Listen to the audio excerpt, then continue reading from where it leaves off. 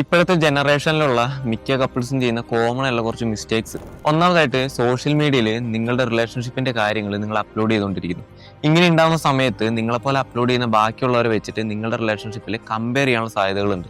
ഇങ്ങനെ കമ്പയർ ചെയ്യുന്ന സമയത്ത് നിങ്ങളുടെ ഇടയിൽ അൺനെസസറി ആയിട്ടുള്ള ഒരു പ്രഷർ ഉണ്ടാവാനുള്ള സാധ്യതയുണ്ട്. രണ്ടാമതായിട്ട് നിങ്ങളുടെ ഇടയിലുള്ള കമ്മ്യൂണിക്കേഷന്റെ കുറവാണ്. ഇപ്പോഴത്തെ തിരക്കേറിയ ജീവിതത്തിന്റെ ഇടയ്ക്ക് ആഴത്തിലുള്ളതും സത്യസന്ധവുമായ കമ്മ്യൂണിക്കേഷൻ വളരെയധികം കുറവാണ്. ചെറുതോ വലുതായ പ്രശ്നങ്ങൾ ഓപ്പൺ ആയിട്ട് തുറന്നു പറയാത്തത് കൊണ്ട് തന്നെ നിങ്ങളുടെ പാർട്ട്ണറിന്റെ ഉള്ളിൽ നിങ്ങളൊരു ദേഷ്യമോ ഇഷ്ടക്കുറവൊക്കെ ഉണ്ടാകാനുള്ള സാധ്യതയുണ്ട്. മൂന്നാമതായിട്ട് എല്ലാ റിലേഷൻഷിപ്പും പെർഫെക്റ്റ് അല്ല, അതുപോലെ തന്നെ എല്ലാ മനുഷ്യരും പെർഫെക്റ്റ് അല്ല.